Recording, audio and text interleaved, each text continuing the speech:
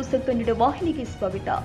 ಭೀಮಾ ತೀರದಲ್ಲಿ ಗುಂಡಿನ ಮೊರೆತ, ಸಾಹುಕಾರ್ ಬಲಗೈ ಬಂಟನ ಹತ್ಯೆ. ಭೀಮಾ ತೀರದಲ್ಲಿ ಗುಂಡಿನ ಮೊರೆತ ಜಿಲ್ಲೆಯ ಚಡಚಣ ತಾಲೂಕಿನ ದೇವರ ನಿಂಬರಗಿ ಗ್ರಾಮದಲ್ಲಿ ಜರುಗಿದೆ.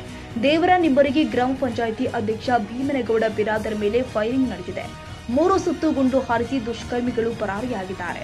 ತಲೆ ಹಾಗೂ ಎದೆಗೆ ಗುಂಡುಗಳು ತಗುಲಿದೆ. ಇನ್ನು ಹಳೆ ವೈಷಮ್ಯ ಹಿನ್ನೆಲೆ ಈ ಕೃತ್ಯವಾಗಿದೆ.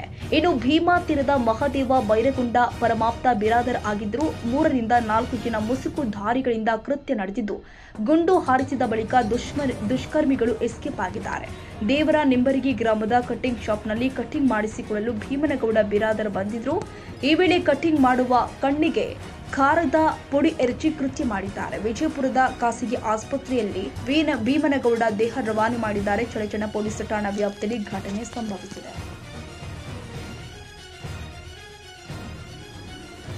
ತಾಜಾ ಸುದ್ದಿಗಾಗಿ ಎಂಟಿವಿ ನ್ಯೂಸ್ 24/7ಗೆ ಸಬ್ಸ್ಕ್ರೈಬ್ ಮಾಡಿ ಮತ್ತು ಬೆಲ್ ಐಕಾನ್ ಅನ್ನು ಒತ್ತಿ. ತಪ್ಪದೇ ಲಿಂಕ್ ಶೇರ್ ಮಾಡಿ.